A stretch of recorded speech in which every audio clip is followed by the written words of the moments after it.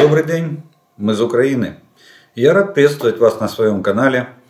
И как обычно по традиции мы начинаем с вами видео по оперативной обстановке за прошедшие сутки.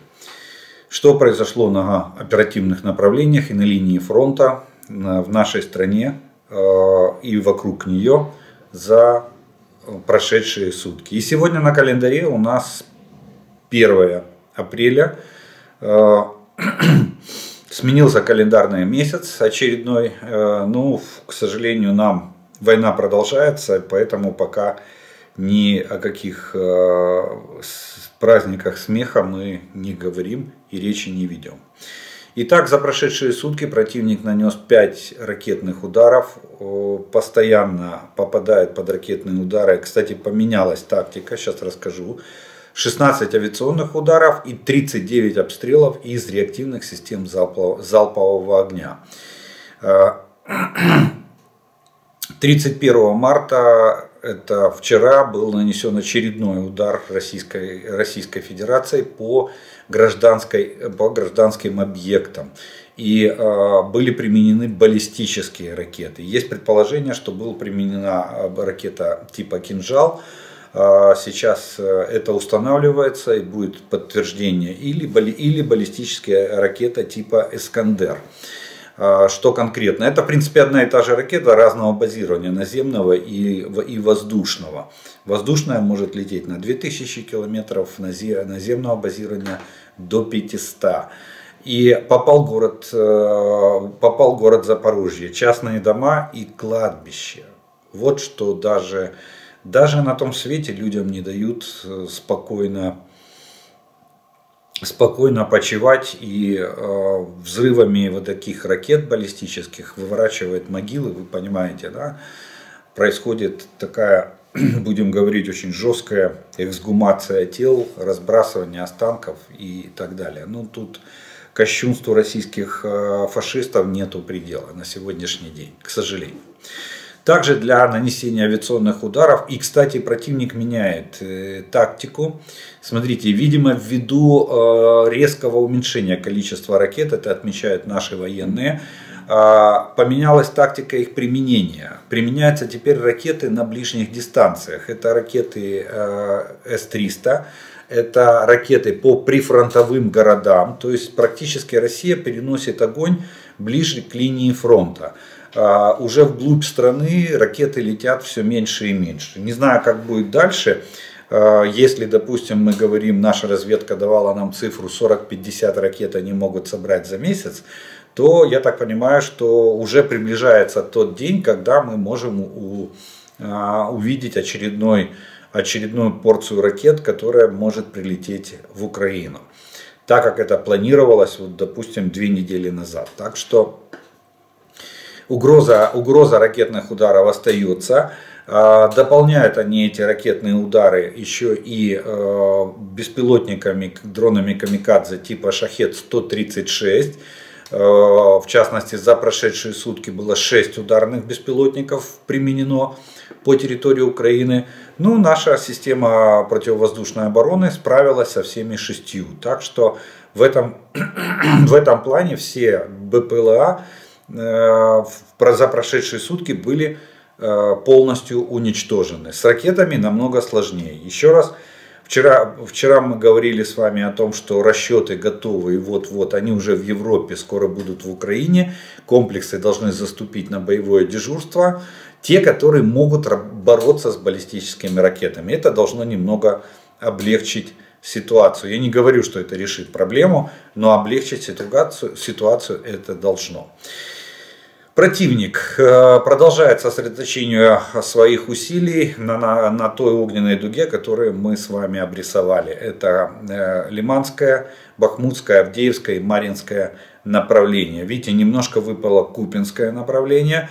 Там противник понес существенные потери, и на сегодняшний день, плюс мы еще там в районе Сватова сожгли пару таких внушительных складов, детонация была довольно долго, и, соответственно, боевой потенциал сразу поуменьшился. потому как огневой поддержки особо нет, боеприпасы надо подвозить потери надо восстанавливать. Поэтому огненная дуга чуть-чуть сузилась на 4 направления. Лиманское, Бахмутское, Авдеевское и Марьинское. На этих направлениях наши силы обороны за прошедшие сутки отбили более 70 атак противника. То есть в этом плане, к сожалению, мы не наблюдаем уменьшения. Наоборот, идет тенденция к увеличению количества атак за сутки на наши позиции. Итак, пройдемся по остальным оперативным направлениям. Или с севера на юг по часовой стрелке. Волынское, Полесское направление. Здесь без изменений. Нету ударных группировок, нету перемещений войск. Все стабильно и контролируемо со стороны вооруженных сил Украины.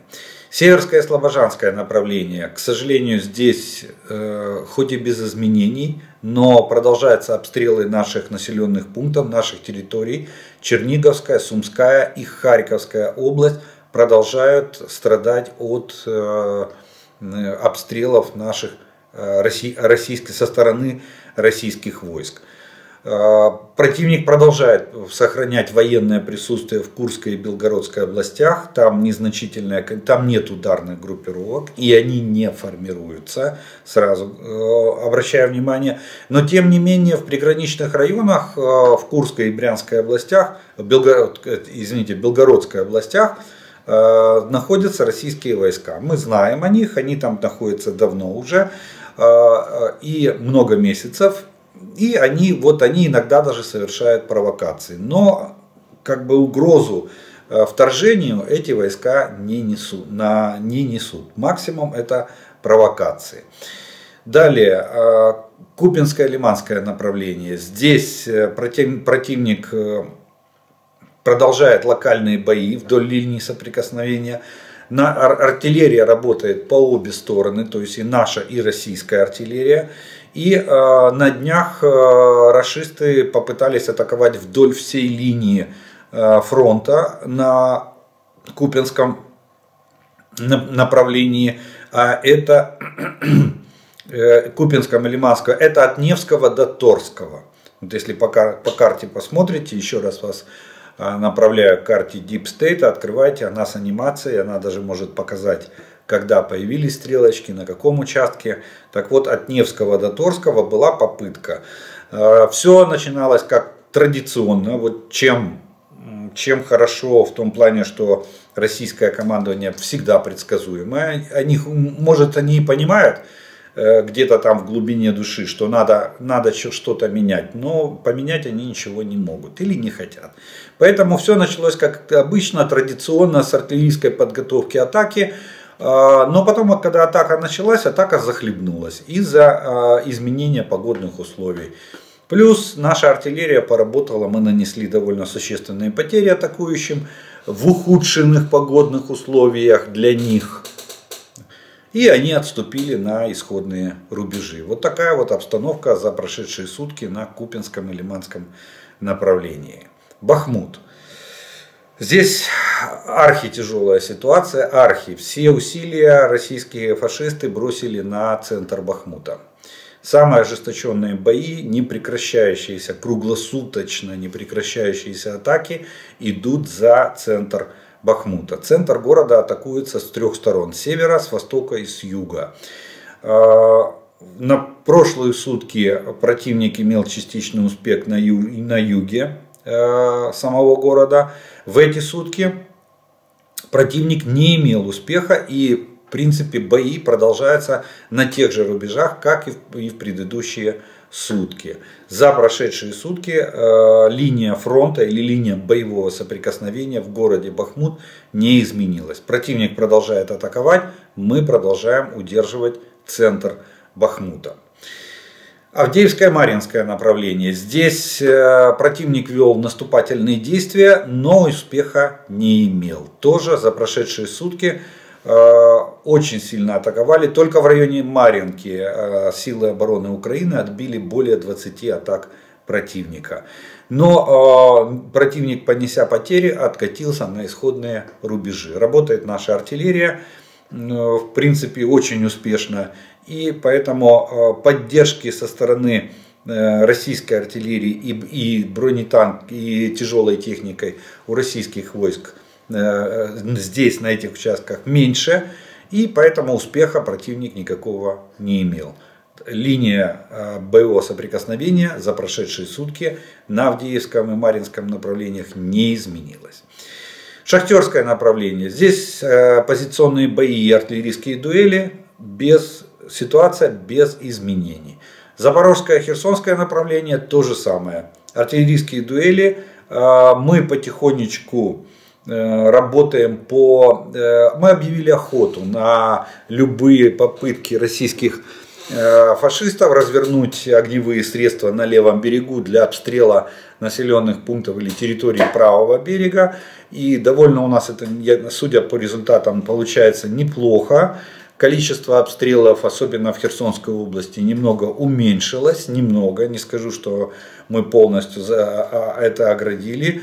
Есть такие районы, где мы не можем дотянуться. Это район атомной станции, и они обстреливают оттуда, они выходят. Там, кстати, уже отмечали и инспекция МАГАТЭ, что там увеличилось количество войск. Они уже не скрываются по цехам, они просто стоят на территории атомной станции. Естественно, артиллерия выходит на позиции и с района станции обстреливает Марганец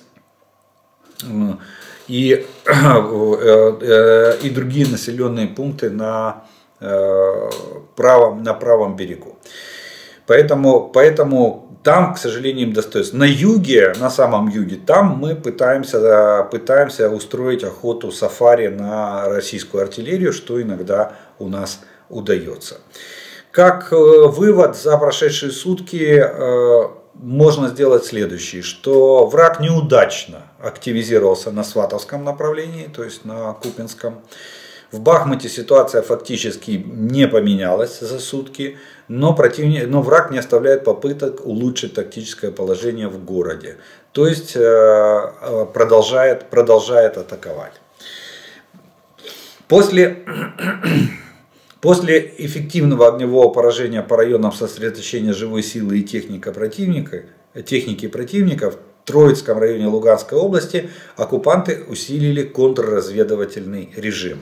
Это вот то, что мы спалили несколько крупных складов, то есть мы их обнаружили и они вдруг сдетонировали. Проводится проверка местных жителей, в отдельных населенных пунктах отключена мобильная связь. Продолжают фиксироваться случаи использования захватчиками гражданской инфраструктуры и в частности собственности граждан Украины в своих целях. А в частности, Щастинский район Луганской области отмечено выселение людей из собственных домов для распортирования военнослужащих российских оккупационных войск. Вот такая вот там ситуация. Авиация сил обороны нанесла 10 ударов по районам сосредоточения оккупантов.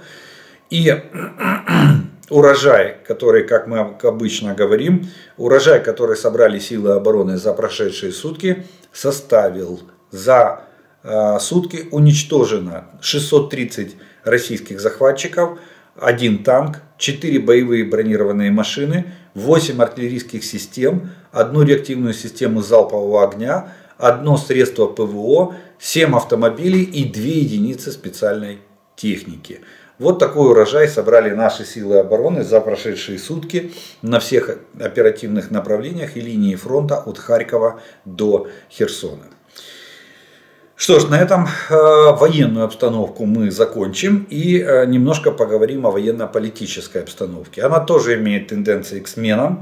И причем вот в военно-политической обстановке есть как хорошие новости, так и не очень. Начнем с хорошего. МиГ-29 военно-воздушных сил Польши и Словакии – это первые истребители НАТО для нас.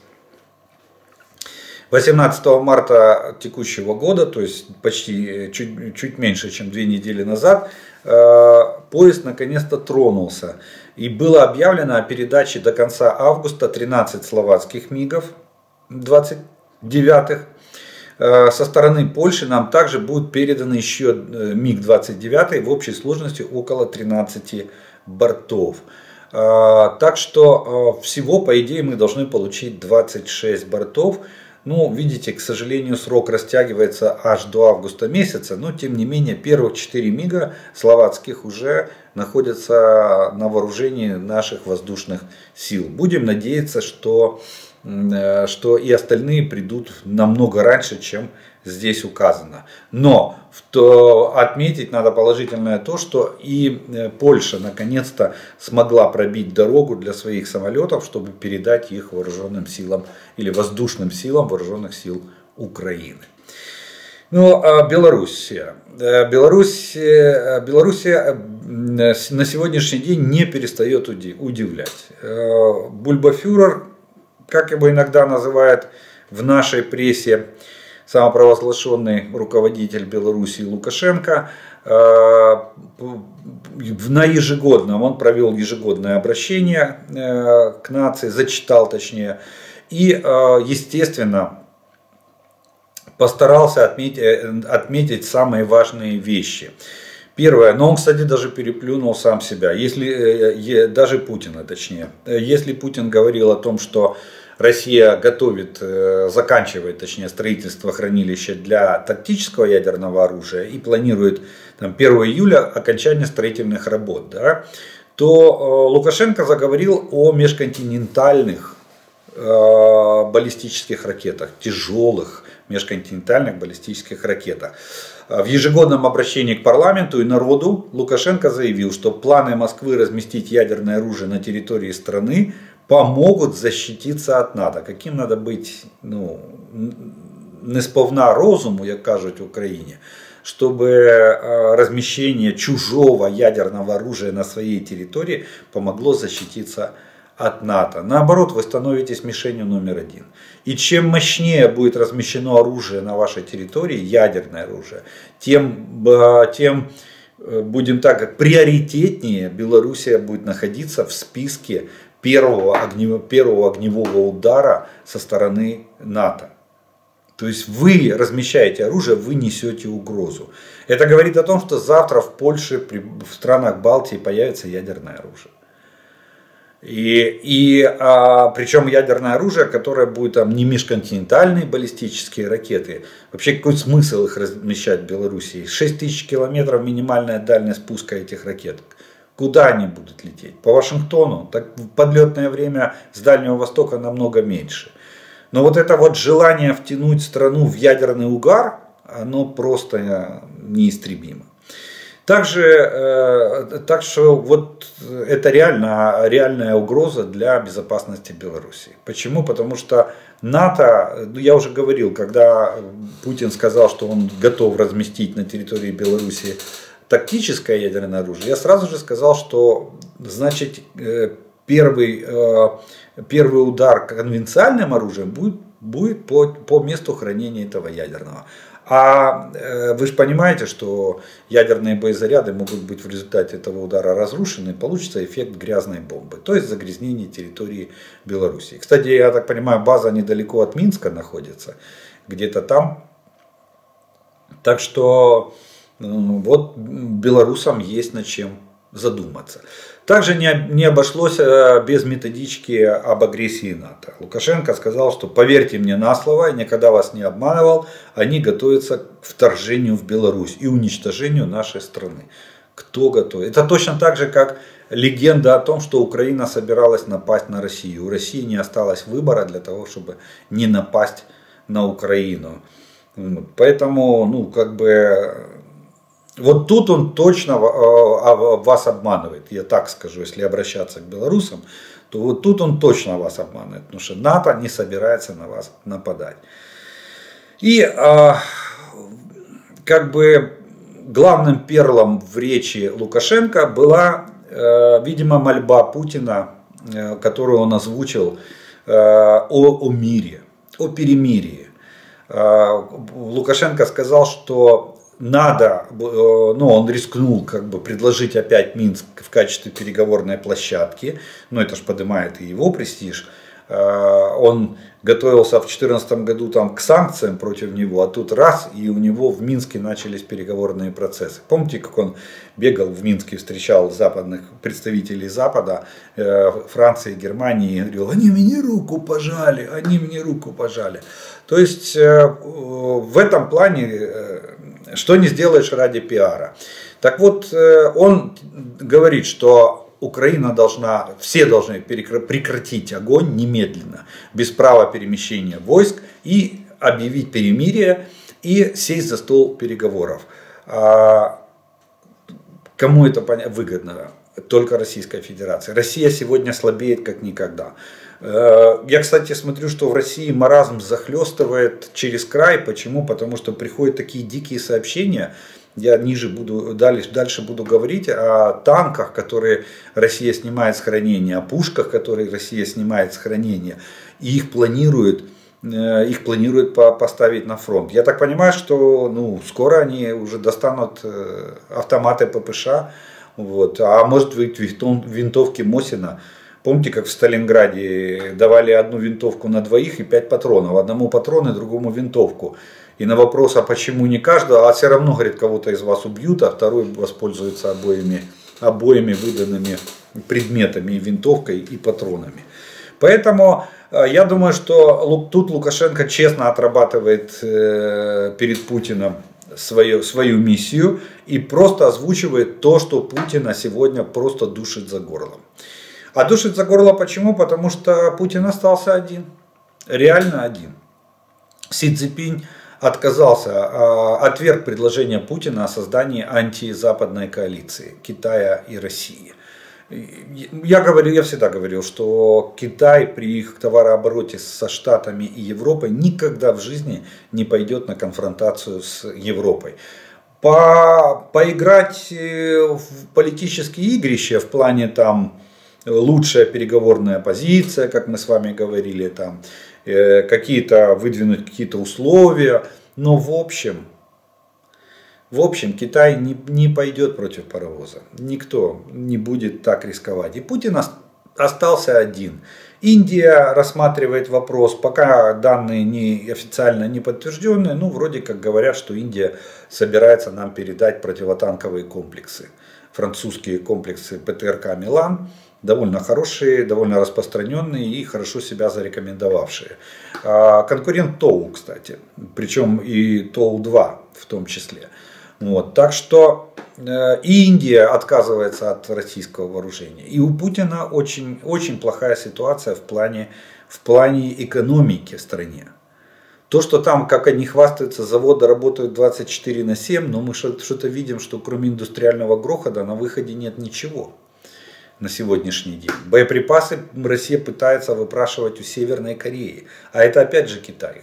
Если Китай скажет нет, значит Корея Северная не даст даже патрона ржавого Российской Федерации. Поэтому вот Лукашенко озвучивает, что у России же есть ядерное оружие. Россия же не может проиграть. И фактически он приглашает Россию разместить ядерное оружие. Может, он таким образом хочет отобрать, когда Россия будет разгромлена на поле боя, Лукашенко надеется, что кусочек этой ядерной дубины достанется ему, и потом он будет выторговывать в обмен на это оружие новый какой-нибудь Будапештский меморандум подписывать в обмен на гарантии неприкосновенности или на гарантии безопасности для себя любимого, рискуя всей страной. Может быть. Вот такие варианты вполне возможны. А тем временем, пока Лукашенко зовет или тащит, допустим, в Белоруссию ядерные ракеты российские, Соединенные Штаты готовят для Украины новый пакет военной помощи. Этот пакет, в него могут войти радары наблюдения за воздушным пространством, то есть то, что нам необходимо, средства раннего обнаружения пусков баллистических ракет, противотанковые ракеты и машинное обеспечение, в частности могут быть бензовозы. Предполагаемая сумма будущего пакета военной помощи составит 2,6 миллиардов долларов. Думаю, что боеприпасы обязательно будут включены. Такие пакеты, как правило, включают еще и боеприпасы. Вот. Но вот, а теперь о вооружении, которое снимает Российская Федерация для того, чтобы обеспечить фронт. Замечены эшелоны с Дальнего Востока, идут эшелоны, ну, за Уралом, чтобы вы понимали, за Уралом основные места хранения техники. И там же стратегический запас боеприпасов. Сейчас все эшелоны идут именно оттуда. Так вот, был замечен эшелон с пушками Т-12. Это предшественница рапиры МТ-12, противотанковой 100-мм гладкоствольной пушки. Но вот эти Т-12, они выпускались еще в 60-х годах. В принципе, как бы они с точки зрения, если они технически исправны, это противотанковое средство. Но опять же, с пушками проблема в их маневренности. Вот, это раз. И второе, боеприпасы. То, что они есть, я не сомневаюсь. И их там очень много, потому что Советский Союз был запасливый. Советский Союз клепал эти боеприпасы, а Россия пока что только расходовала. Они мало клепали, новых выпускали, но они очень много расходовали как на продажу, так и на вооруженные конфликты. Ведь Россия все 30 лет своей новейшей истории, она везде воюет. Или участвует в конфликтах, или поддерживает эти конфликты. И везде расход идет боеприпасов. Так вот, боеприпасы, в каком они состоянии и насколько они позволят усилить огневую мощь. Но еще один момент. Дело в том, что эти пушки, они довольно тяжелые. Вот Т-12 точно не скажу, где-то около 3 тонн весит, а МТ-12 4 тонны весит. Чуть меньше, там, 4 тонн. Но под нее тягач нужен. Понимаете, пушка пушкой, а под нее нужен тягач. И причем нужна машина, которая... А теперь представьте, МТ-12 это противотанковая пушка, которая должна стоять в первой линии обороны. И, соответственно, машина должна ее вытянуть туда, развернуться, выгрузить боеприпасы, и тягач уходит в укрытие, а орудие остается на прямой наводке. На прямой наводке. Эта пушка работает по прямой наводке. Но, тем не менее, они едут. Ну, еще такая новость, это просто сказка. Вот я вам говорил о том, что они снимают. Значит, Уралвагонзавод, это основной танковый завод Российской Федерации, объявил о модернизации 50 танков Т-34 времен Второй мировой войны. И они будут их модернизировать на Т-34 образца 2023 года. В чем будет модернизация? Двигатель, модернизированный двигатель туда будет установлен, тепловая оптика, то есть тепловизор, ночной прицел, будем так говорить. А может быть и не прицел, может быть действительно оптика, как тут написано. Почему? Потому что... прицел ночной, 1ПН-96МТ. Это ночной прицел. Так, автомат зарядки башни. Вот, трудно сказать, самат заряжания для орудия сделать. Хватит ли места там в самом танке? Там же экипаж 4 человека, там же заряжается орудие, там же заряжающий 4-й в танке сидит. И автомат зарядки башни и контакт-1 это активно-реактивная броня. Вот черепаха так называемая в народе, вот, которая будет одета на танк. Правда, не уточняются сроки контрактов, когда эти 50 танков сможет подготовить Уралвагонзавод для того, чтобы отправить их на фронт, закончить модернизацию, отправить на фронт. Кстати, было сообщение о том, что ИС-3 танки снимаются с хранения. Но я понимаю, зачем ИС-3. ИС-3 там пушка. И они хотят использовать, и у него броня была самая большая, это тяжелый танк, 55 тонн. У него самая была мощная броня на период Второй мировой войны. Он даже превзошел по своим бронекачествам КВ-2. Вот. Танк ИС-3, Иосиф Сталин. И за счет мощности пушки они хотят, видимо, использовать их в укрепрайонах. Так что, кроме Т-34, мы можем еще встретить ИС-3. Вот такие вот новшества мы наблюдаем из Российской Федерации. Конечно, Путину надо перемирие. Конечно, надо же дать время Уралвагонзаводу, чтобы сделать эти 50 Т-34 образца 23 года. Надо дать Уралвагонзаводу время, чтобы снять с хранения и модернизировать ИС-3 танки. Надо МТ-12, чтобы Пермь прогнала через свои цеха и сделала капитальный ремонт Т-12 и отправить их на фронт. Ему надо время. Это то, чего на войне катастрофически не хватает. Поэтому Путин просит Лукашенко, а ну-ка объяви перемирие. Если что, скажи, что есть ядерные ракеты. Будем махать, пугать весь мир. А в это время Украина заказывает у Польши 100 бронетранспортеров «Росомак». Это финско-польский бронетранспортер совместный с 2003 года на вооружении. Там даже уже не столько бронетранспортер, сколько это сделано в виде универсальной платформы.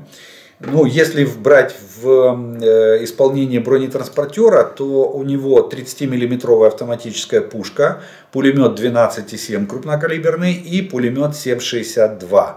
То есть вот такое довольно мощное вооружение, он дизельный, 480 лошадей или 540 лошадей в зависимости от компоновки, от варианта двигателя, 22 тонны бронетранспортер. Очень хорошо себя зарекомендовал в войне в Афганистане в период с 2001 по 2014 год. 100 бронетранспортеров это бригада. То есть мы не Т-34 снимаем с хранения, мы заказываем у Польши, их выпущено уже 670, мы заказываем у Польши, хотим купить 100 бронетранспортеров «Росомак», современных бронетранспортеров. Кстати, там платформа настолько универсальная, что есть, кроме обычного бронетранспортера, есть еще и даже минометы есть. Есть разведывательная машина и есть даже минометные системы на базе этого бронетранспортера. 120-миллиметровый миномет. С 2017 года он был установлен. Есть бронетранспортеры Росомак С с ПТРК Спайк. То есть это базовое шасси, на которое может ставиться различные виды вооружений. Вот вам яркий пример разницы в подходах к перевооружению армии в ходе ведения боевых действий. Кто-то модернизирует Т-34 до версии образца 23 года, кто-то закупает современные бронетранспортеры типа «Росомак». Ну и про Крым надо сказать. В Крыму роют окопы. Роют окопы день и ночь. И поступают вот данные сейчас. Ну мы же все уже знаем, понимаете. Вы ройте. Может быть они и пригодятся. Если есть время и как у нас кажуть, є час та натхнення, ройте. Все равно не спасут эти окопы, сразу говорю. И смотрите. Россия готовится к обороне Крыма, строит укрепления, свежие спутниковые снимки от аналитика, от схем и Крыма.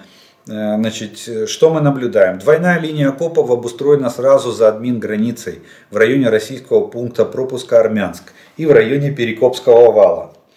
За Чингаром возле села Тургенева видна разветвленная система фортификаций с двух сторон от трассы Е105 у озера Сиваш. Далее, сеть окопов расположена с двух сторон трассы Е97 и возле села Филатовка. За селом Ишунь у дороги в сторону села Воронцовка вместо лесополосы теперь окопы. На пляжах возле Евпатории уже отрыто не менее 7 километров окопов. Так что мы наблюдаем, можете рыть, мы продолжаем наблюдать. Ну, а боевые действия будут совсем по-другому. Так что ройте. И сегодняшние новости, ну еще надо добавить, что тоже для коллаборантов, я знаю, что на оккупированных территориях слушают меня, смотрят. Так вот, по данным наших партизанов, в Васильевке и прилегающих районах А это, кстати, такое, это же пропускное место, где люди еще пытаются как-то пересечь линию фронта. Вот. Так вот, в Васильевке готовится зачистка коллаборантов. То есть российское командование, оккупационные власти, об этом сообщает партизанское движение украинцев и крымских татар АТЭШ, ссылаясь на информацию от военнослужащего 429-го мотострелкового полка российской оккупационной армии. И о чем он говорит? Этот военный говорит, что при возможном отступлении российских войск из Васильевки Запорожской области будет зачистка местных коллаборантов из числа администрации города и личного состава местного РОВД, говорится в сообщении. Так что все, кто сегодня сотрудничает, у вас есть шанс, что вас просто расстреляют. Русские зачистят. Активисты добавили, что таким образом оккупанты достигнут нескольких целей. Первое – зачистка людей, которые много знают и могут свидетельствовать в судах. Дискредитируют Украину, обвинив ее в этом преступлении, что якобы это сделали украинские войска. Но чтобы обвинение вступило в силу или имело хоть какой-то вес юридический, надо доказательную базу. Доказательной базы не будет, наверняка мы знаем, как фейки развеивать, но тем не менее люди, которые сейчас работают на оккупационные власти, они просто будут расстреляны, поэтому им решать. Они делали свой выбор в этой жизни. Ну и как вишенка на торте в сегодняшней военно-политической обстановке, это будет сообщение из Еревана. Чего больше всего боялись, то и произошло. Путин боялся очень, Россия, точнее в Москве боялись, правильнее так будет сказать, или в Кремле, очень боялись, что Армения начнет откалываться. И Армения сделала такой, я бы сказал, очень резкий шаг. Армения ратифицировала обязательства римского права, Римский устав о Международном уголовном суде. Так что сегодня Армения присоединилась к цивилизованным странам, которые ратифицировали Римский устав. К сожалению, величайшему мы до сих пор это не сделали, Украина, хотя для нас это было бы первостепеннейшей задачей, потому что мы хотим, чтобы Международный уголовный суд защитил наши интересы и заставил Россию выплачивать репарации и за нанесенный ущерб в этой войне, но почему-то наша Верховная Рада занимается совсем другими делами. А вот Армения, видите, нашла в себе время и силы для того, чтобы его ратифицировать. Вы понимаете, что это означает? Это даже не развал ОДКБ. Развал ОДКБ это было бы так. Все равно мертвая организация. Все равно и Путин создавал для себя любимого и сам ею управлял, сам ею потешался. Что хотел, там то и творил. А это означает то, что Путин не может приехать в Армению. Теперь Путина обязаны арестовать, если он появится на территории Армении. Или на той территории, где будет действовать юрисдикция Республики Армения. Так что вот такой вот подарок или такая оплеуха со стороны Армении была отвешена Путину со стороны, за прошедшие сутки. Я считаю, что это бомбическая новость. Армения, которая возлагала столько надежд, столько просила Путина им помочь. Путин их игнорировал, они ему ответили достойно. Так что вот такие вот военно-политические новости за прошедшие сутки в нашей стране и вокруг нее. На этом мы первый раздел нашего видео закончим. Я, как обычно, по традиции сделаю паузу. Кто не подписан, подпишитесь на мой канал, включите уведомления, чтобы вам приходило о новых видео на канале. Все, кто смотрит это видео, подписаны, вы не подписаны, пожалуйста, поставьте лайк. Чем больше лайков, тем больше людей сможет увидеть это видео. И через некоторое время мы с вами продолжим.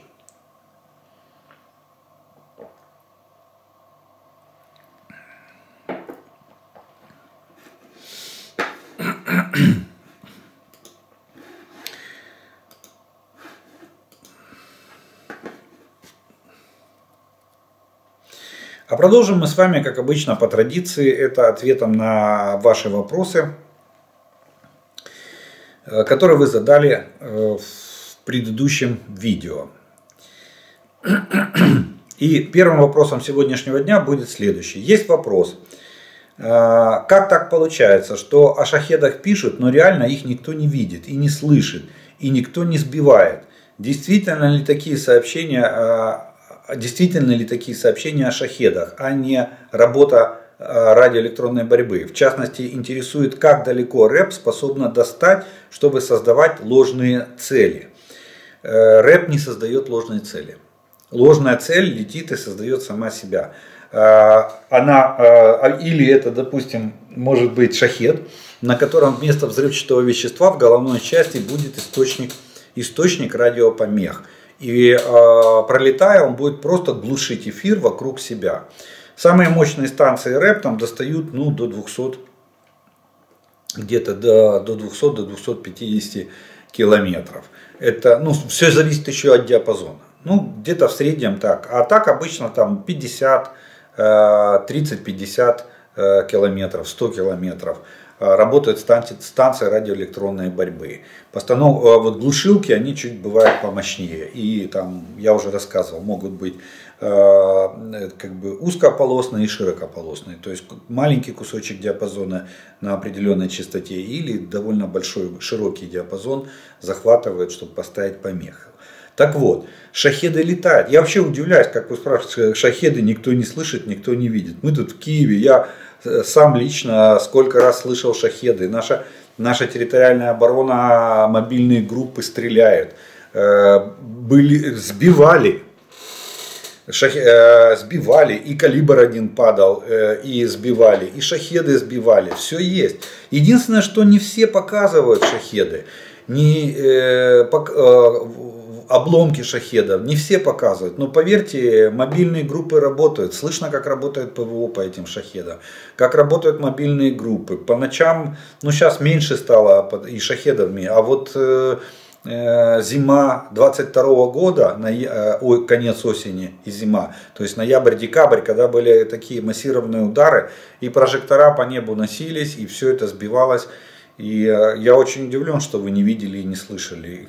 Я думаю, что тысячи людей, десятки тысяч видели, слышали. И очень многие даже знают те, кто пострадал или пострадали сами от этих шахедов. Поэтому они летят. Ложная цель, еще раз повторю, ложная цель — это шахед без взрывчатки, который имитирует и только отвлекает, а радиоэлектронная борьба не ставит ложных целей. Она пытается подавить радиолокационные станции, она ставит помехи в эфире, чтобы не просматривался диапазон. А так, да, действительно шахед, я вот из личного опыта скажу, что шахед летит точно, как когда-то ездили мопеды вот эти. Кстати, сегодняшние мопеды, наверное, даже тише работают, чем шахеды. Вот. Так что все летает, и все есть. Здравствуйте, расскажите, пожалуйста, что за набалдашник на конце орудия и какова его роль? Почему на многих орудиях он есть, а на многих нет? На артиллерийских системах этот набалдашник есть, этот набалдашник называется дульный тормоз. Его роль — это он берет на себя часть погашения энергии отката ствола. За счет того, что вырывающиеся из ствола пороховые газы ударяются в ребра жесткости вот этого дульного тормоза, и потом, когда вы на видео смотрите, то часть дыма идет вперед из ствола за снарядом, а часть расходится по бокам из дульного тормоза. Он бывает двух типов, это щелевой и оконный дульный тормоз. Есть еще дульный тормоз дырочного типа, он применяется на таких орудиях, как МТ-12 Рапира, 100-мм пушка гладкоствольная. Вот. На артиллерийских системах практически есть на всех, кроме 2С3 не имеет дульного тормоза, 2С7 не имеет дульного тормоза, пион. Почему? Потому что это корабельная пушка. Это ствол этой пушки, эта пушка пушка-гаубица точнее. Ствол этой пушки был снят с башни линкора. Это главный калибр линкоровский, был в годы Второй мировой войны и установлен на самоходную базу. Он конструктивно не разрабатывался под дульный тормоз. Вот. А все остальные орудия имеют дульный тормоз вот двух типов, щелевой и оконный. На Д-30 щелевой дульный тормоз, на новых Д-30, а на старых Д-30, вот на Акации, допустим, 2С3, там оконного типа, там большие проемы, и он немножко приплюснутый, а вот на Д-30 он такие щели, немножко жабры напоминает рыбьи. Но, смотрите, на танках и на вот противотанковых системах типа МТ-12, там вот на МТ-12 дульный тормоз сделали типа сетчатого такое отверстие для того, чтобы создать минимальное задымление. Дело в том, что танку нужен обзор, танк ведет прямую наводку, поэтому пороховые газы должны уходить вперед и не закрывать обзор танку. Это первая причина, почему на танках нет дульных тормозов. И вторая причина, это то, что дульный тормоз при стрельбе на малых углах возвышения, то есть когда ствол практически параллельно земле, а у танка это основной угол возвышения, в этом случае газы, вырывающиеся из дульного тормоза, создают такую, я бы сказал, песчано-пылевую, песчано-дымовую взвесь в воздухе, что сильно демаскирует танк. Сразу видно, откуда производился выстрел. Если из ствола там джин вышел небольшой, его ветром сдуло и уже не видно, то вот эта вот песчано-дымовая взвесь, она может, в зависимости от погодных условий, но она большая, она получается объемная. В артиллерии, кстати, это огромная проблема, потому что глаза, уши, рот. Ты открываешь рот, затыкаешь уши, чтобы получить меньшую контузию при выстреле. Но зато полный рот песка и дышать нечем, гарь от пороховых газов. Это в таких условиях работают расчеты орудий. Вот. Но для артиллерии это не важно, потому что она стреляет с закрытых огневых позиций. А все, что стреляет с открытых огневых позиций, оно, как правило, дульного тормоза не имеет. Если только неконструктивные особенности, вот как я привел Пион 2С7, у него не было предусмотрено изначально. И этот ствол был взят с линкора, с башенного орудия линкора. Кстати, подъядерный заряд. Так. Следующий вопрос. Подскажите, обратил внимание, что в последнее время в сводках Генерального штаба возросло количество уничтоженных артсистем. Заметили ли вы, и с чем это может быть связано? Это связано с приоритетностью задач. Мы на сегодня, противник начал экономить. Смотрите, у них проблема. Проблема во всем. Где-то больше, где-то меньше. Но, допустим, проблема с боеприпасами, меньше огневых налетов. Проблема с бронетехникой, меньше бронетехники. Значит, наша артиллерия. А если меньше бронетехники применяется в ходе боевых действий, особенно атак, почему у них пешие атаки, то наша артиллерия может приступить к чему? Правильно, к контрбатарейной борьбе. И для нас это важнее. И мы на сегодняшний день выполняем основную задачу. Мы уничтожаем основное средство огневого поражения. Артиллерия является основой огневого поражения противника. Поэтому наша задача как можно больше выбить артиллерии из рядов российской армии. Что мы и делаем. Уничтожаем склады, уничтожаем их артиллерийские системы. Вот с ракетными системами там немножко сложнее. Они далеко от переднего края, мы их не достаем, но россияне их уничтожили сами практически, де-факто. Почему? Потому что настрел из одной пусковой установки, он не может быть бесконечным. Не может. Пусковая установка изнашивается намного быстрее, чем кончаются ракеты. Но у них получилось, они умудрились сделать и то, и другое. Поэтому в сводках Генштаба мы на сегодняшний день видим увеличение количества выведенных из строя или уничтоженных артиллерийских систем противника. Мы стараемся вести контрбатарейную борьбу. У меня вопрос. К северу от Донецка течет река Северский Донец. Имеет ли смысл уничтожить мосты через эту реку? Если да, то могут ли вооруженные силы Украины это сделать уже сейчас? Спасибо. Там, где могут, там мы уничтожаем. Там Российская Федерация пользуется понтонными переправами, которые мы тоже периодически уничтожаем.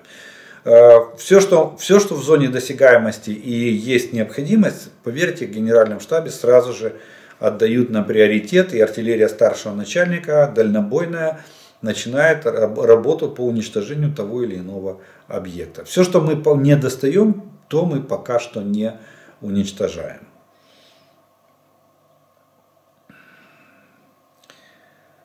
А можно на дрон устанавливать систему наведения Джевелина или подсветку для других снарядов ракет? Можно подсветку ставить. Нет, головку Джевелина нет. Смотрите, Джевелин вообще, у него головка самонаведения работает на контрасте или на инфракрасном. У него двойная голова.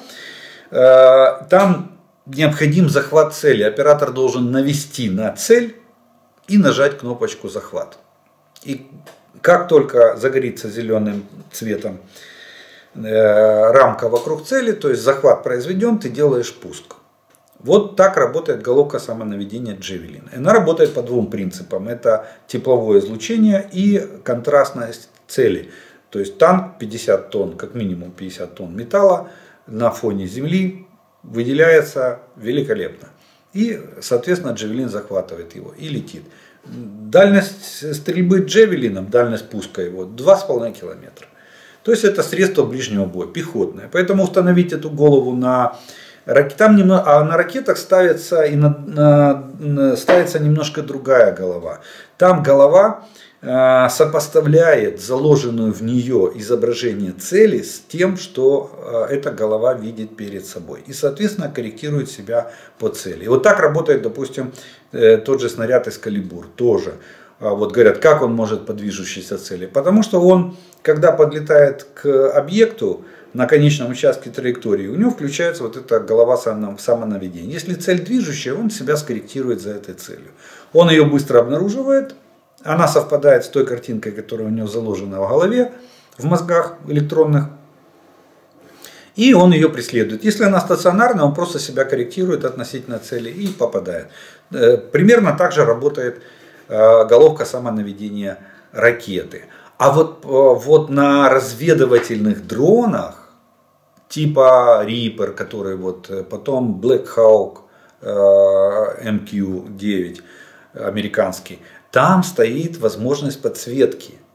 Там стоит лазер, которым дрон может подсветить цель. И, соответственно, управляемые ракеты придут точно в то место, куда светит лазер с этого дрона. Так вот, специальные разведывательные дроны имеют в своей аппаратуре возможность подсветки целей лазерным лучом. А на дроны камикадзе или там на эти самые, таких возможностей установки нет. Тем более, что дрон-разведчик, он же возвращается. Он может быть разведывательным, может быть разведывательно-ударным. Но в любом случае у него есть возможность подсветить цель. Кстати, он может подсветить не только лазером, есть некоторые дроны, которые подсвечивают цель с помощью радиоэлектронного луча. Но в любом случае, если дрон подсвечивает цель, надо быть готовым к тому, что его очень быстро и легко засекают средства ПВО противника. И он может быть сбит. Тут должна быть цена вопроса. Подсвечивать, не подсвечивать, есть необходимость или нет такой необходимости.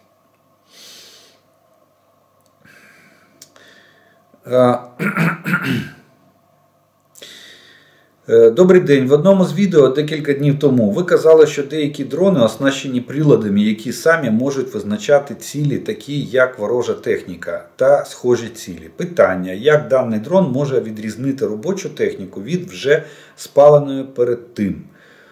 Смотрите, дело в том, что никто не будет наносить удар дронами по уже сожженной технике.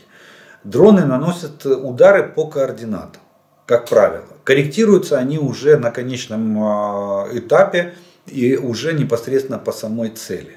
Ну, во-первых, сожженная техника отличается от исправной, это раз. И второе, что это должно быть большое скопление техники, как сожженной, так и исправной, и тогда дрон может ошибиться, запутавшись в однотипных машинах.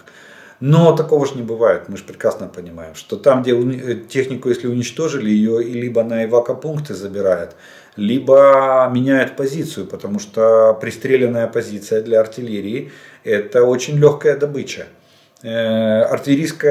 Артиллерия, готовность по плановой цели меньше 2 минут для группы артиллерии, а для, допустим, взвода артиллерийского, то это может быть и минута. Установки все есть, если орудия сориентированы, то только перенацелил его с одной цели на другую, и, пожалуйста, вали, выкладывай боеприпасы на грунт столько, сколько определили по норме расхода. Все. Никто не будет стоять возле кучи подбитой техники. Вот. Поэтому дрон не может ошибиться. Он, как правило, и он летит по координатам, а на конечном участке траектории, как я уже только что объяснял в предыдущем вопросе, на конечном участке траектории он уточняет расположение цели и корректирует свою траекторию для того, чтобы не промахнуться. Вот так работает дрон. Запитання стосовно радянських та імпортних літаків. Який у них ресурс, як і у чому він виміряється? Дякую за відповідь. Ну, я вам точно по часам, смотрите, измеряется ресурс часами, так называемые моточасы. В авиации там очень сложная система ресурса. Почему? Потому что у них все имеет свой отдельный ресурс. Есть общий ресурс на самолет. Допустим, на фюзеляж, на двигатель, на приборы. Вот, допустим, осветительные приборы в авиации меняются после определенного, там разы или количество раз. После определенного количества включений положено менять комплект фар. У них идет лампа фара для авиации. Вот. Допустим, шасси, то же самое. 2 критерия. Либо износ резины при частой эксплуатации, либо количество взлетов и посадок. Двигатель, моторесурс, часы работы. Сколько часов отработал двигатель по достижении определенного налета часов, двигателю необходимы регламентные или техническое обслуживание, или регламентный ремонт, или средний, или капитальный, в зависимости от выработки. Вот. То есть там каждая вещь имеет, точнее каждый элемент самолета, каждая его система имеет свой ресурс. Гидравлика, допустим, имеет свой ресурс тоже по часам работы.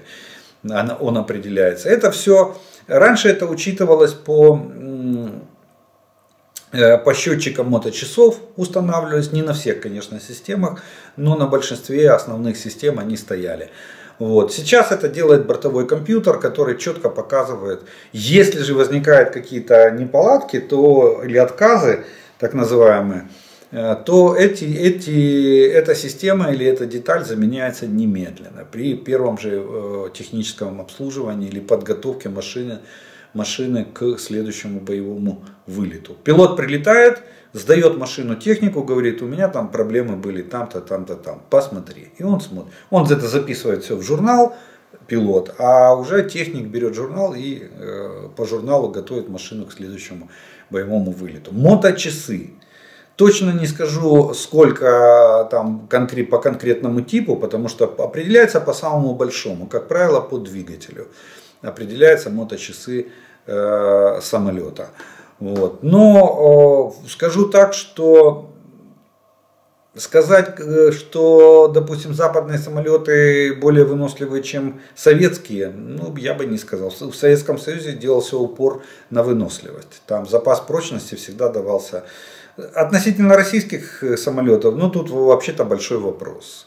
Из того, что они там сделали из советских разработок и сказали, что это их ноу-хау, то там остались закладки еще конструкторов Советского Союза. То есть по запасу прочности довольно выносливые машины и могут иметь довольно большой налет часов. Вот. Ну и западные самолеты, а там уровень технической подготовки и уровень технологий намного выше, поэтому они тоже могут иметь довольно большой налет часов. В любом случае это моточасы, и в любом случае это условия эксплуатации самолета. Потому что война, допустим, самолет может получать повреждения в ходе воздушного боя или там его обстрела с земли, там, с воздуха, откуда угодно.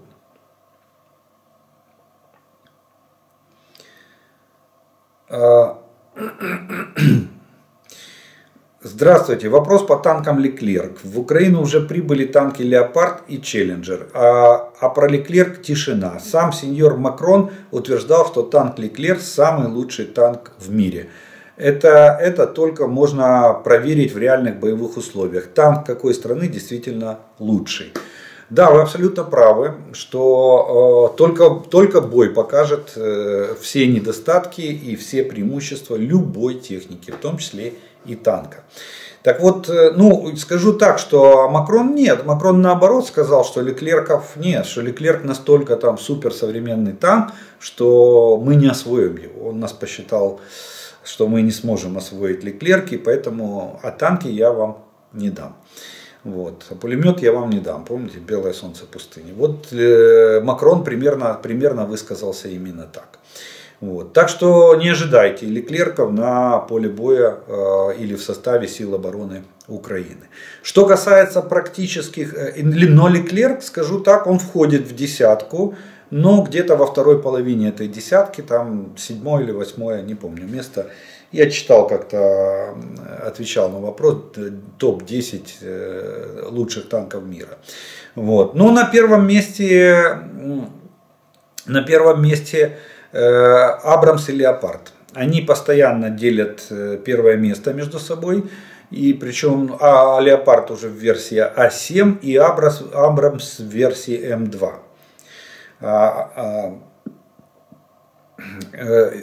Но эти танки чаще всего участвуют в боевых действиях. Вот что определяет их характеристики. Вот. Они показали себя во многих вооруженных конфликтах довольно неплохо. Поэтому я бы отдал предпочтение, я лично отдаю предпочтение немецкому танку. И даже в версии А5, на мой взгляд, это довольно хорошая машина. Абрамс, на мой взгляд, уступает ему. Кстати, по-моему, не так. Последний рейтинг за прошлый год. Абрамс на втором месте, а Леопард 2 А7 на первом месте. У Абрамса, на мой взгляд, это газотурбинный двигатель. Вот это его главный недостаток. А в остальном, кстати, этот недостаток проявился в войне в Персидском заливе. И во всех 3 операциях была огромная проблема с воздушными фильтрами, потому что фильтра очень быстро забивались. Там турбина, она капризна, она требует идеально чистого воздуха. И фильтра очень быстро забивались из-за того, что там пустыня, песок и запыленность была просто сумасшедшей. Леопард 2 все-таки на дизельном двигателе. Кстати, у него движок один из лучших, 1500 лошадиных сил. И даже многие страны используют в своих отечественных танках немецкие двигатели мощностью 1500 лошадей. Именно леопардовские движки используются во многих, еще раз повторюсь, отечественных танках разных стран. Вот. Ну и по электронике и по своим характеристикам Леопард сегодня, наверное, получше будет выглядеть, чем Абрамс. Так что мое мнение такое. Леопард 2 версии А7 лучший танк. На втором месте Абрамс А2М1. По-моему, так он называется. Последняя версия его. Или М2.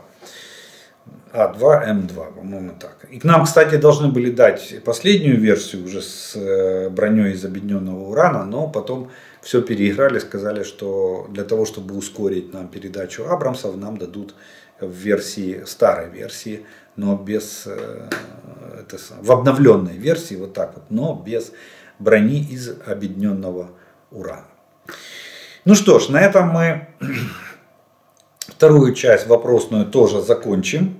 И у нас с вами остается третья часть. Это комментарии, пожелания и приветствия, которые вы прислали к предыдущим видео. И первый комментарий сегодняшнего дня будет звучать следующим образом. Велика радість на болотах. 1287 кілометрів кордону із НАТО получила Рашка у зв'язку зі спеціальною операцією. Все йде по плану. Росіяни, ви стратегічно плануєте. Ну, вот такой вот сарказм по поводу России. Выступая на заседании Совбеза ООН, заместитель постпреда Китая подчеркнул, что Китай категорически против появления у Белоруссии ядерного оружия. Ядерное оружие – это дамоклов меч. Мы выступаем против угроз ядерным оружием, не ядерным странам. По скриптум, Си Цзиньпин отказался присоединиться к антизападной коалиции, которую предлагал Путин, сообщает Wall Street, Институт изучения войны американский. По оценкам американских аналитиков, Владимир Путин предложил Си Цзиньпину создать антизападный блок, однако китайский лидер отверг эту инициативу. Даже не стоило сомневаться. И Путин теперь один в поле. А воин из него мы уже знаем какой. Как были похожи украинские бандеровцы на наших чеченских бандитов-террористов, на лесных братьев Прибалтики, азиатских басмачей и афганских душманов. Никто из этих злодеев, в кавычках, никто не покушался на Россию. Каждый из них только защищал свою родную землю. Да, это правда. Ну, видите, война с басмачами интерпретировалась Советским Союзом как освободительная война за свободу народов. А на самом деле была борьба по подавлению национальных наций и народностей, которых и захвата территории Советским Союзом, ну тогда Российской Федерации. Территория Южной Кореи в 170 раз меньше территории России, а ВВП Южной Кореи больше ВВП России, но России все равно не хватает территории. Нет, это не нехватка территории, это имперские амбиции, это понты, которые, к сожалению, выливаются такой огромной кровью для нас. Под дымовые гранаты на танки, про дымовые гранаты на танки есть видео, где танк прикрывает дымом наши БМП при наступлении. Вот, кстати, видите, есть, надо поискать. Нет ничего невозможного, кто ищет, тот всегда найдет, поэтому ищите и вы увидите. Свободу Белгородской Народной Республики. Спасибо, Украина, за демилитаризацию и денацификацию российского режима. Скорой победы. Вот такой вот комментарий. Добрый вечер. С самого начала о сообщениях о Буче. Мне возникло положительное отношение к названию этого населенного пункта. В переводе на латышский язык слово «Буча» означает «поцелуй». По-моему, очень романтическое название этого города, несмотря на перенесенный ужас в этом пригороде Киева. Присоединяюсь к многочисленным поздравлениям с днем рождения и желаю крепкого здоровья. Спасибо. Буча, кстати, я вам скажу так, что Буча, вот Ворзель и часть Ирпеня считались такой курортной зоной под Киевом. Там довольно дорогая была земля, особенно в частном секторе. Там строилось очень много таких малоэтажных домиков, где люди покупали квартиры и там жили, а работали в Киеве. Это довольно престижное было место. Ну, надеюсь, оно и останется, и будет. Почему? Ну, уже там восстановительные работы первые начинаются, мосты восстанавливают, инфраструктуру восстанавливают. Так что все мы восстановим. Про крылатые ракеты. Наземные ракеты вынуждены повторять рельеф местности и менять высоту, на что требуется больше энергии и уменьшается дальность. Морским это не требуется, так как поверхность воды везде ровная. Жаль, не прочитали мой ответ про наземные и гладкоствольные пушки. Написал, конечно, много, и все зачитывать было не обязательно. Не соглашусь, почему? Потому что объяснили же, что крылатая ракета, она повторяет рельеф Земли, но при этом она расходует минимум энергии. Она за счет планера, за счет рулей и этих самых, за счет рулей она огибает местность, но она идет с крейсерской скоростью где-то там 840-850 км в час, просто как самолет. Летит как самолет, меняет траекторию, ну поворачивает, но при этом минимальные затраты. Поэтому топлива хватает на большое расстояние. Морская ракета, ей надо ускориться. Когда она приближается к району цели, ей надо разогнаться до максимально возможной скорости. Для чего? Для того, чтобы преодолеть корабельное ПВО. Потому что на любом корабле есть средства ПВО. И эти средства, естественно, и РЛС видит ракету. Над гладью воды, ну не заметить ракету, надо быть слепым. Поэтому ракете надо с максимальной скоростью проскочить через ПВО противника. И вот тут расход топлива просто бешеный. Вы когда педаль вдавливаете в пол, у вас, ну, сейчас уже, конечно, инжекторные системы, там, впрыска. А раньше, как говорили, хотел сказать староверы, как говорили старые водители, когда карбюраторы были на машинах, когда заслонка дроссельная открывается полностью, то топливо просто льется в карбюратор. И, соответственно, расход такой же, сумасшедший расход. Вот о чем речь. Хочу запитати, чому місто Запоріжжя не завжди потрапляє у зведення по обстрілу міста. Про Харків чуємо, про Запоріжжя ні. З 30 на 31 було 2 обстріли. 31 березня в день обстріл приватного сектора. Мы теж Украина. Да, к сожалению, бывает такое, что Харьков или там Херсон, ну Херсон сейчас тоже выпал, видите, из сводки. Днепр выпадает из сводки, хотя довольно часто по Днепру наносятся ракетные удары. Ну, видите, не всегда бывает, видимо, возможность у генерального штаба откорректировать эту сводку и внести конкретно тот город, который пострадал. Иногда они это дело упускают. Раз рейтинг Эрдогана скачет, значит рейтинг точно не москаль. Турок, наверное. Ну да, помните наш этот девиз на Майдане: кто не скачет, той москаль. Вот. Кстати, очень оказался хорошим или полезным. А вот, кстати, ваша про гладкоствольное. Гладкий ствол не прочнее нарезного. Гладкий ствол позволяет достигать значительно большей скорости снаряда, в отличие от нарезного. Все для достижения большей дальности стрельбы прямой наводкой. Нарезные не могут таких скоростей достичь, а при очень высоких скоростях происходит очень быстрый износ нарезов ствола. Еще гладкие стволы позволяют стрелять птурами с танка. Ну, в принципе, вы подтвердили те постулаты, которые были озвучены и мной, и другими, и в комментариях других пользователей, которые я зачитал. Ну что ж, вот на этой оптимистичной ноте позвольте закончить сегодняшнее видео. Поблагодарить вас за ваше внимание, за ваше время, что вы досмотрели до этого момента. Тем, кто не подписан, напоминаю, подпишитесь. Тем, кто посмотрел это видео, пожалуйста, поставьте лайк, для того, чтобы его могли увидеть как можно больше людей. Огромная благодарность спонсорам и тем, кто поддерживает канал. Большое вам спасибо за вашу помощь и поддержку. Ну, а ми з вами продовжуємо вірити в Збройні Сили України. Перемога наша. Слава Україні!